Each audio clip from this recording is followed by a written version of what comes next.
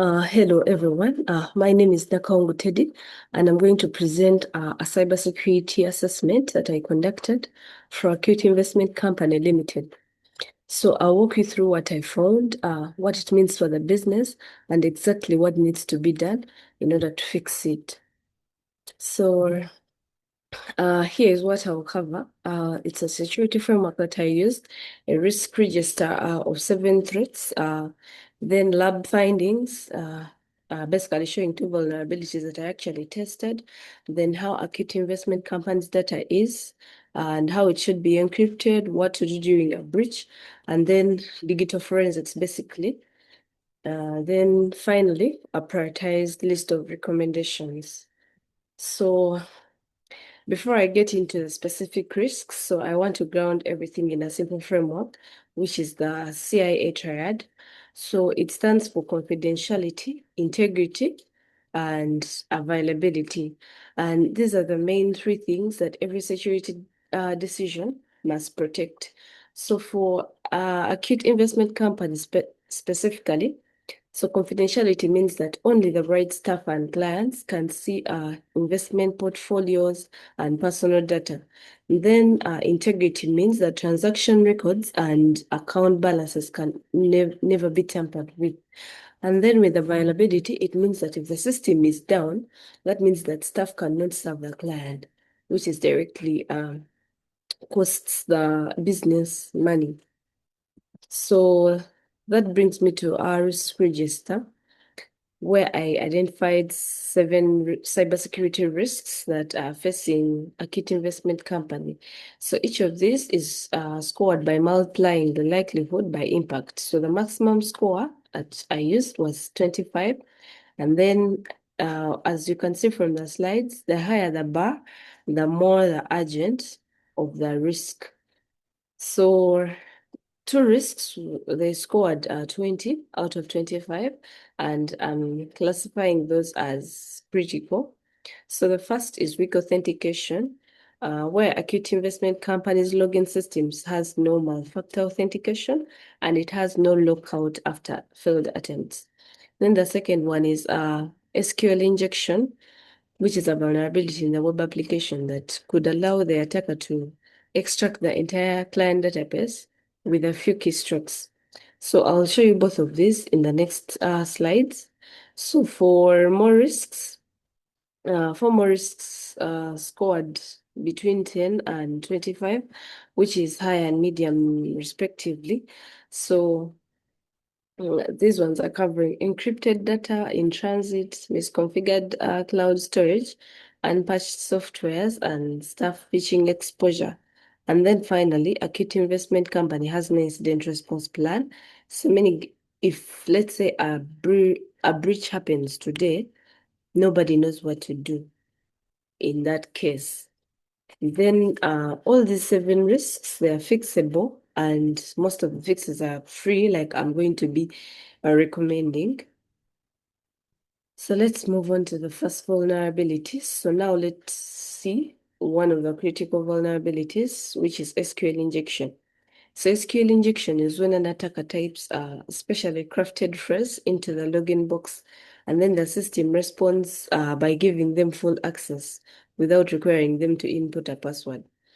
So in the screenshot from my TryHackMe hub environment, I typed the phrase single quote all 1 equals to 1, then semicolons dash dash into the username field, and the system logged me in immediately without me having to put in a valid password. So this basically means it is client database, like wide open to anyone. So what does this mean for Acute Investment Company?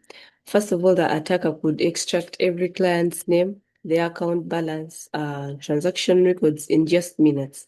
So this triggers a mandatory data breach notification, so which is under the Uganda's Data Protection Act, and it could result into significant regulatory fines and loss of client trust at this point, because clients can no longer use this company because they don't trust it. So the fix suggested here is a developer change, which is called parameterized query. So it costs nothing, sincerely, and it takes a few hours to be implemented. So what happens in this fix is that it makes the database treat the user input as data.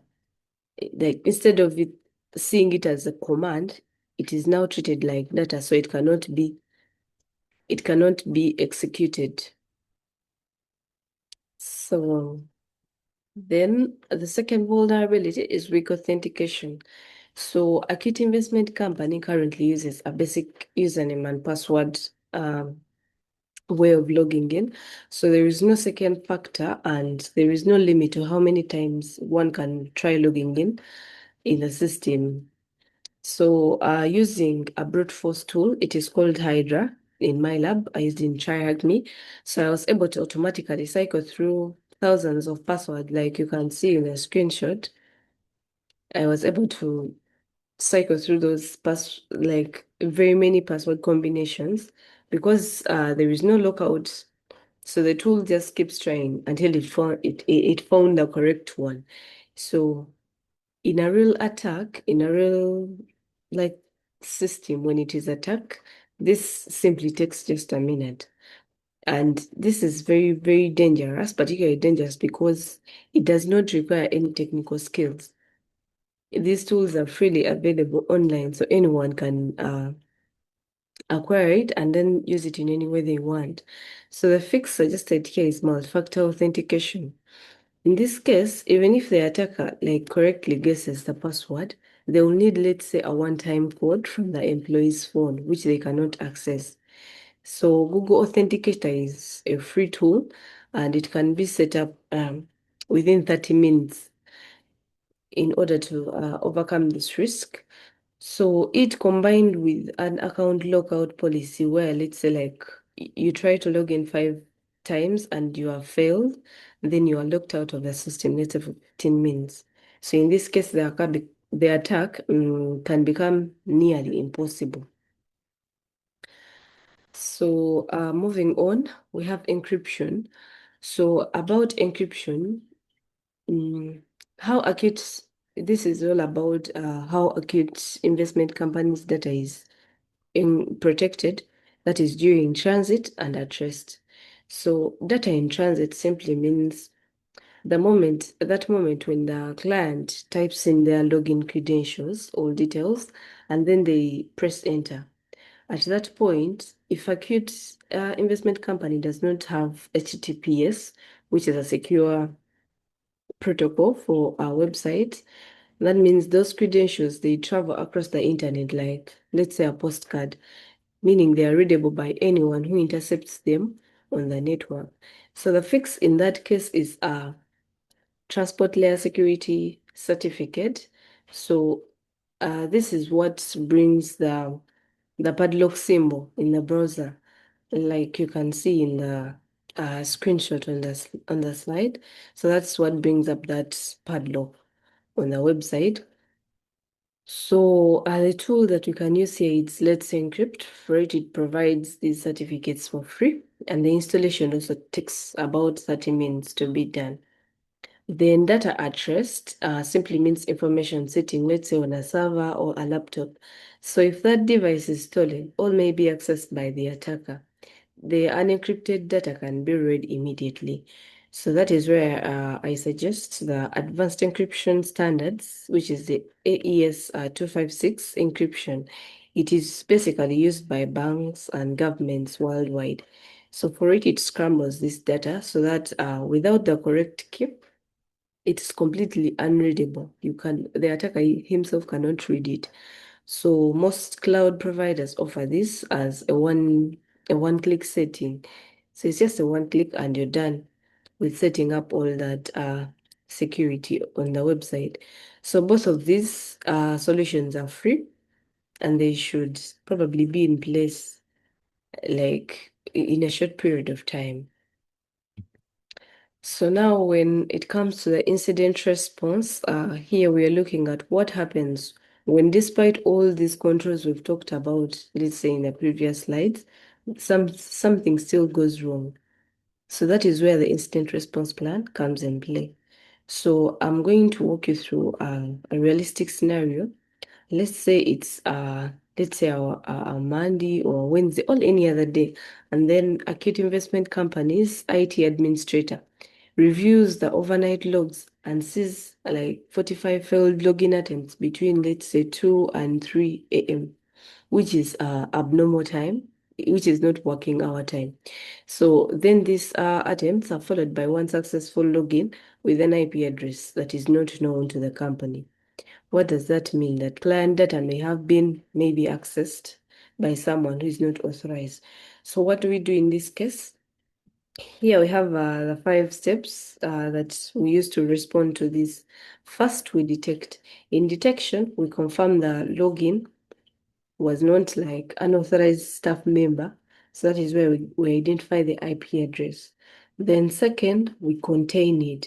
We block, excuse me, we block that IP address immediately and then reset the compromised account so that it cannot be accessed by those people who try to access it. Then third, we irradiate. We scan for the malware or like any backdoors that the attacker may have installed. Then fourth, we recover. So we restore any modified data and we like from the backup. Then we reset all staff passwords. Then we re-enable the multi-factor authentication, and also we notify the clients that are affected. That is, if it is required by law. Then fifth, we learn. In learning, we write an incident report. We update the incident response plan. So in this case, that would be the missing multi-factor authentication and account lockout, because it is what caused this to happen in the first place. So Acute Investment Company currently has no written incident response plan, which needs to change immediately. So after seeing the incident response, we can briefly talk about digital forensics. So this digital forensics is specifically a process of collecting and preserving digital evidence after a breach. So we think of it as a crime scene investigation, but this time around for computers. So Acute Investment Company, this matters a lot for it, basically for two reasons. First, if legal action needs to be like taken against the attacker, so they need evidence that can stand up in court. That is one. Then secondly, first of all, you need to understand exactly what happened so that it cannot happen again, so that you'll be able to prevent it. So the key principle is a chain of custody. And under that, we mean that every piece of evidence must be documented from the moment it's collected. So what we must preserve, let's say the system logs that are showing who logged in and when, then a memory snapshot of what was running on the affected machines, maybe even the network traffic records. And most importantly of all is the golden rule here. What is the golden rule is that never to work with the original evidence.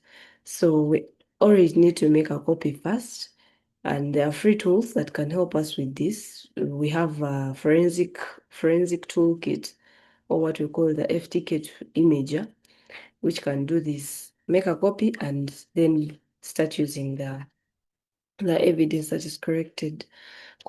Sorry. So that brings me to the recommendations. So I want to bring all this together with a clear prioritized action plan that is grouped by urgency. So what needs immediate action are basically three things, which is enabling multi-factor authentication on all accounts, then which is free and takes about 30 minutes. Then install HTTPS certificates using Let's Encrypt, which is also free and basically takes almost the same time. Then also fix the SQL injection vulnerability using parameterized queries, which is a developer task.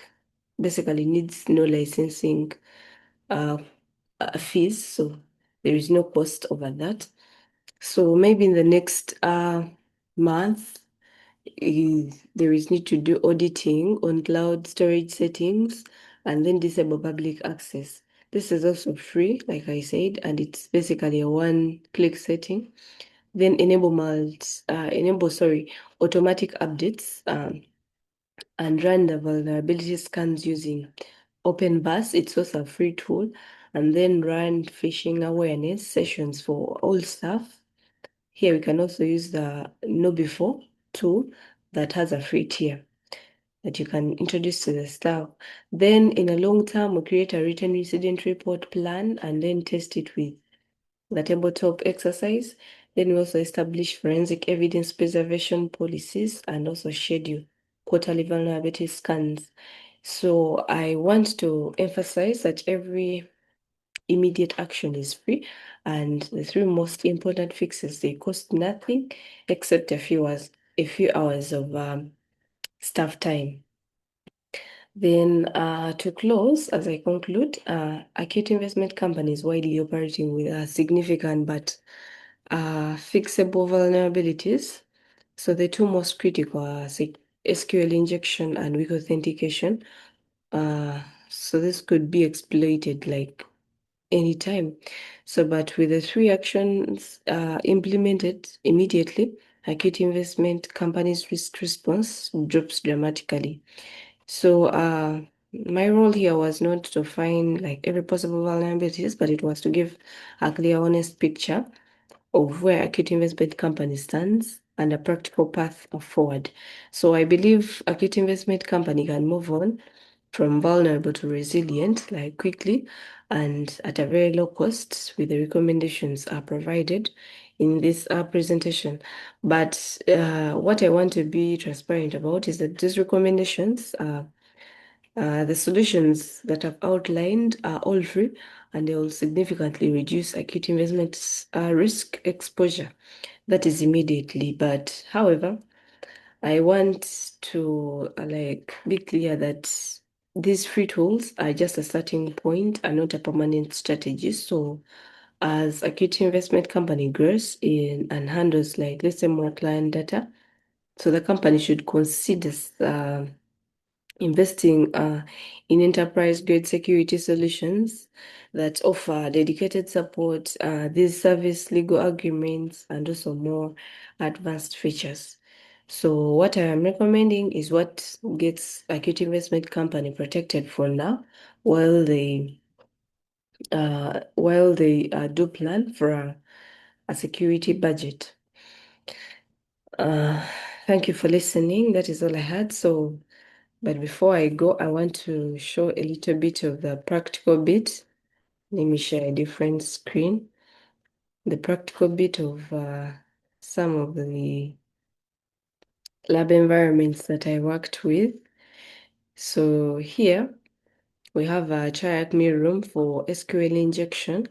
So I already did this, but then I just want to show a practical bit of what I did.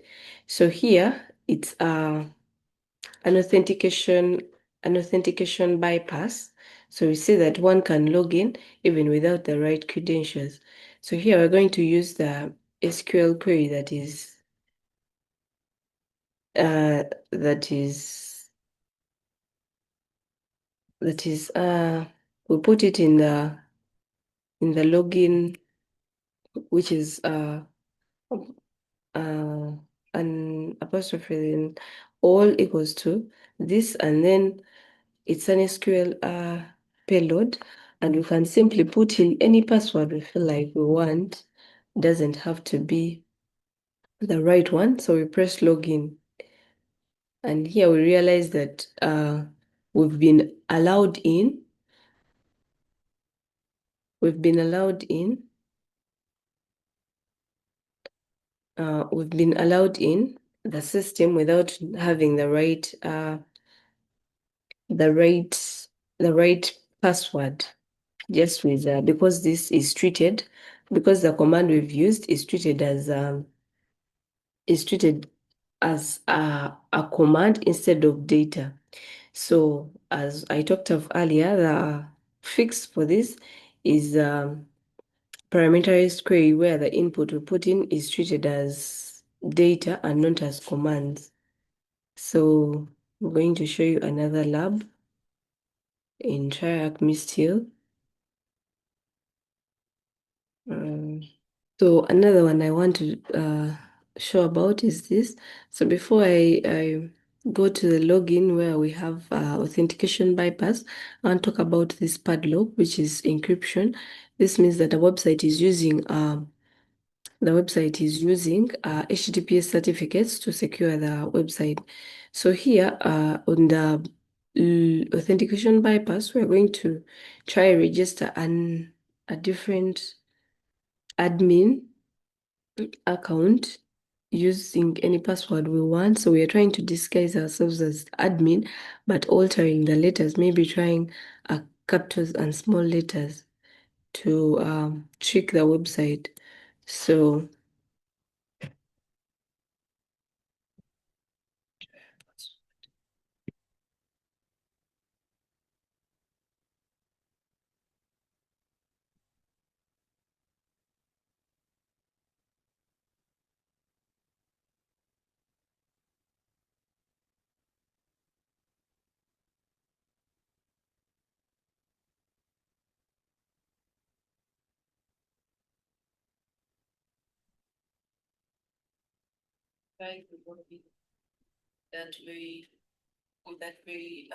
account that we've registered with, and then the password.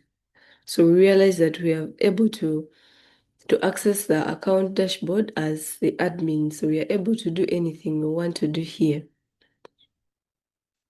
We're able to do anything we want to do with the account. Then another one I want to showcase is the login alerts and failures. Like here on this dashboard, we're able to see that there are logins that are successful, and there are those that are failed, and those that are look suspicious. And here we realize that we have this IP address trying to log in at 8:42, trying to log in several times, and then successfully having a login and be able to access the credentials, but then when they're not authorized. So looking at this and then analyzing this data, it helps us to track, maybe see, detect, then be able to respond accordingly, be able to identify whether there was client data that was tampered with or accessed, then try to recover from that threat. So basically, that is what I wanted to show. Thank you for listening.